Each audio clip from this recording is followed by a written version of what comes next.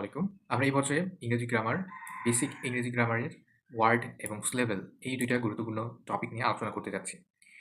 এর পূর্বে আমরা ধ্বনি বা বর্ণ নিয়ে আলোচনা করেছি এবং আমরা জানি যে ধ্বনি বা বর্ণ মিলিত হয়ে কি হয়? শব্দ তৈরি হয় এবং সিলেবল হচ্ছে শব্দের যতগুলো অংশ উচ্চারিত হয় একটা শব্দ উচ্চারণের সময়, প্রত্যেকটার অংশই হচ্ছে একেকটা সিলেবল।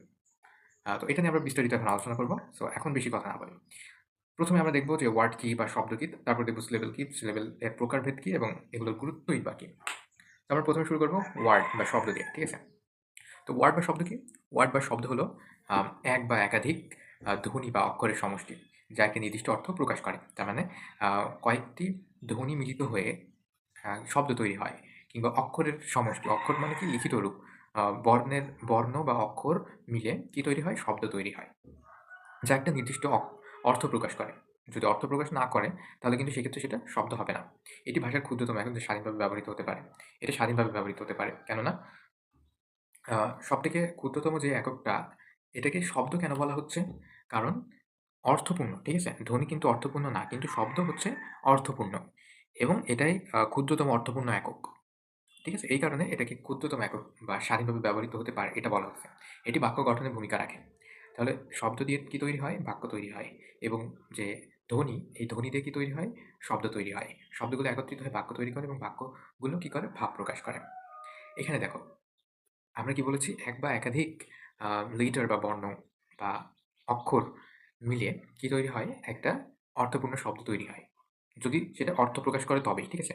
অর্থপূর্ণ হলেই সেটাকে শব্দ বলা হবে। এক বা একাধিক বলেছি। তাহলে একটা লেটার নিয়ে, একটা অক্ষর নিয়ে শব্দ তৈরি হয় না? একটা লেটার নিয়ে শব্দ তৈরি হয়, সেটা যেমন হচ্ছে এই, এই, ঠিক আছে? একটা লেটার এবং এটাই একটা শব্দ। এটাকে বলা হয় কি? ক্ষুদ্রতম শব্দ। ঠিক আছে? ক্ষুদ্রতম শব্দ যা একটা লেটার দিয়ে তৈরি হয়। এমন আরেকটা আছে, বলো তো কি সেটা? হ্যাঁ, আমি বলে দিই। সেটা হচ্ছে আই। ঠিক আছে? আই মানে কি? আমি। একটা লেটারে একটা শব্দ। তারপরে গো, এখানে ২ টা কি আছে? ২ টা লেটার আছে। তো এটা কি একটা নির্দিষ্ট অর্থ প্রকাশ করতে পারছে।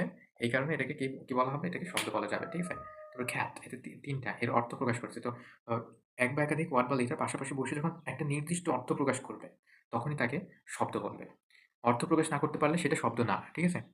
এবার শব্দের বৈশিষ্ট্য, এটাকে অবশ্যই অর্থপূর্ণ হতে হবে আর স্বাধীনভাবে ব্যবহার আ হ হতে হবে। তার মানে এটা স্বাধীনভাবে নিজেদের অর্থ প্রকাশ করবে, ধারণা প্রকাশ করতে পারবে। ঠিক আছে? তারপর বাক্যের উপাদান। অনেকগুলো শব্দ মিলে যেহেতু বাক্য তৈরি হয়, সেহেতু বাক্যের উপাদান হচ্ছে কি? শব্দ।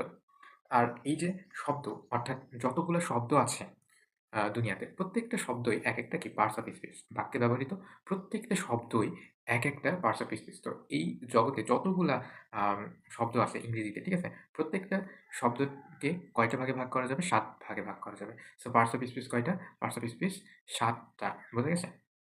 ওয়েল, এই যে সবথেকে ছোট শব্দ আমরা একটু দেখে নিই কিছু মজার ফ্যাক্ট। সবথেকে ছোট শব্দ হচ্ছে I এবং A। I মানে আমি, A মানে একটি। অর্থাৎ ইনডিফিনাইট আর্টিকেল, ঠিক আছে? অনির্দিষ্ট আর্টিকেল। আর সবচেয়ে বড় শব্দ হচ্ছে কোনটা? এই যে এইটা।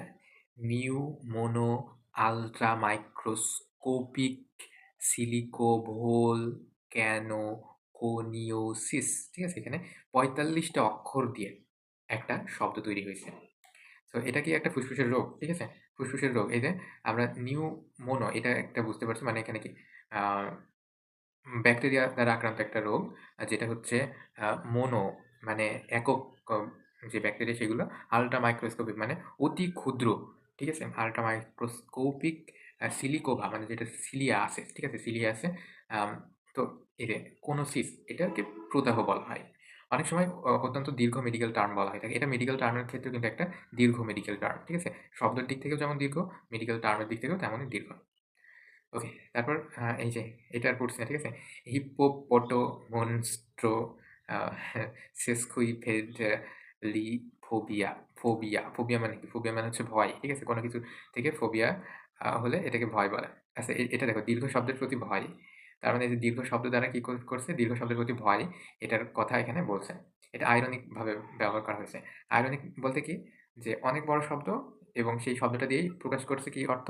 ওই বড় শব্দের আ শব্দের ভয়ের প্রতি ইন্ডিকেট করছে, ঠিক আছে? ওয়েল, তো এখানে কিছু ভাওয়েল দিয়ে গঠিত শব্দ আছে।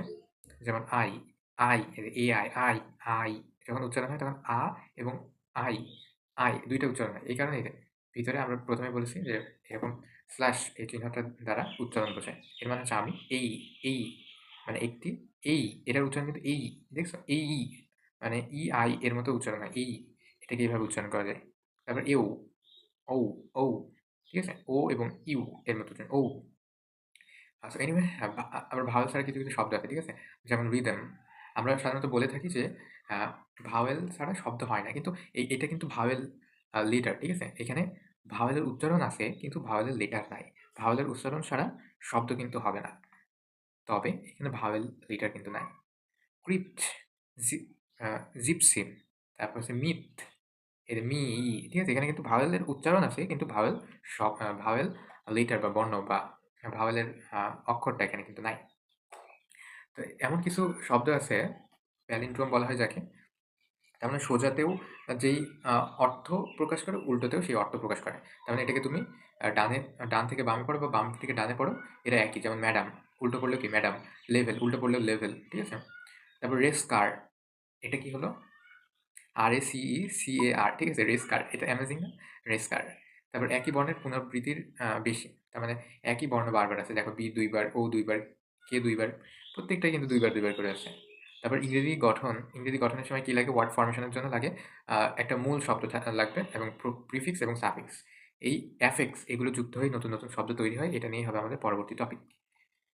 ওয়েল, তো শব্দ নিয়ে আমরা জানলাম। এবার আমরা জানবো সিলেবল নিয়ে। ঠিক আছে? সিলেবল নিয়ে আমরা পরবর্তী ভিডিওতে আলোচনা করি। কেননা এই ভিডিওটা অলরেডি লং হয়ে গেছে।